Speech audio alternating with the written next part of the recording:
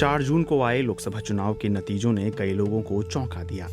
इसमें भी सबसे ज्यादा हैरानी उत्तर प्रदेश के नतीजों से हुई। 80 लोकसभा सीटों वाले उत्तर प्रदेश यानी यूपी से बीजेपी को पिछली बार की तरह 60 से ज्यादा सीटों की उम्मीद थी, लेकिन पार्टी बुरी तरह पिछड़ गई।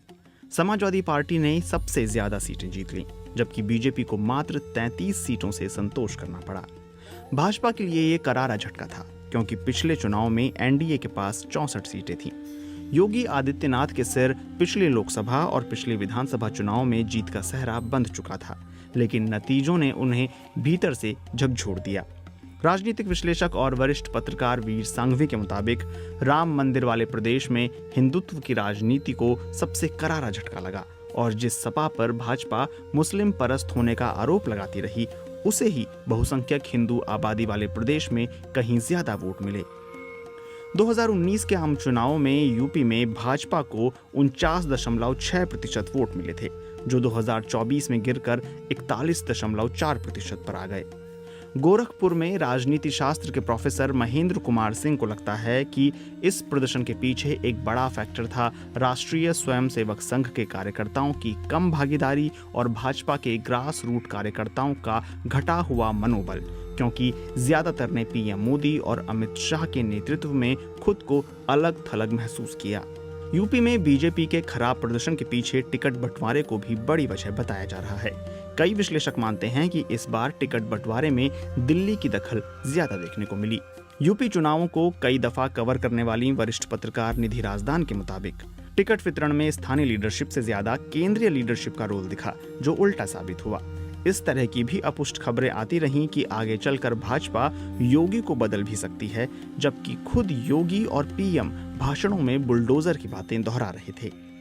स्थानीय मीडिया में आम नैरेटिव यही चलाया जा रहा था कि कड़क मुख्यमंत्री योगी आदित्यनाथ के प्रशासन से ज्यादातर लोग खुश हैं, लेकिन हकीकत ये रही कि पड़ोसी राज्यों मध्य प्रदेश, छत्तीसगढ़, दिल्ली, बिहार और झारखंड में बेहतरीन प्रदर्शन करने वाली भाजपा अपने गढ़ यूपी में ही सिमट गई।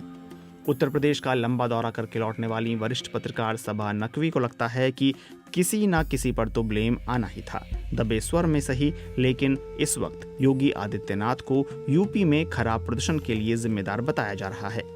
मुख्यमंत्री योगी आदित्यनाथ और भाजपा के शीर्ष नेतृत्व में सीट बंटवारे को लेकर जो भी मतभेद रहे हों, इस बात को ध्यान में रखने की जरूरत है कि इंडिया गठबंधन ने अपने कई करीबियों को भी मना करते हुए कुछ टिकट ऐसे दिए जो तुरुप का पत्ता साबित हुए। मिसाल के तौर पर सपा के अखिलेश यादव का सिर्फ 5 यादव कैंडिडेट को टिकट देना, भले ही वे सभी उनके परिवार के हों, या फिर सिर्फ 5-6 मुस्लिम उम्मीदवारों को टिकट देना, इस बात का इशारा है कि वे अपनी गणित बैठाकर ही मैदान में उतरे थे। यानी इंडिया ब्लॉक ने ओबीसी दलित कार्ड को जितनी बेहतरीन तरीके से खेला, उसे भाजपा ने समझने में देर कर दी। जानकारों के मुताबिक यूपी के युवाओं में इस बात को लेकर रोष है कि निचले स्तर की सरकारी भर्तियां टलती रहीं और सरकार ने मुफ्त राशन और फ्री गैस जैसी स्कीमों पर ज्यादा ध्यान दिया। बढ़ी हुई महंगाई, अग्निवीर की भर्तियां, सरकारी परीक्षाओं में पेपर लीक होना और उसके बाद सरकारी नौकरियों की भर्ती में देरी, इन सभी मुद्दों का असर यूपी के युवा वोटरों पर पड़ा। फिर भी अहम मुद्दा यही बना हुआ है कि इसमें योगी आदित्यनाथ को क्या कांग्रेस सपा ने झटका दिया या फिर किसी और ने। भाजपा के ही कुछ वरिष्ठ नेता इस बात पर ध्यान दिलाते हैं कि योगी बहुत जल्दी आगे निकल जाना चाह रहे थे, लेकिन राजनीति में हर चीज अपने समय पर और थोड़ा धीरज के साथ ही शक्ल लेती है।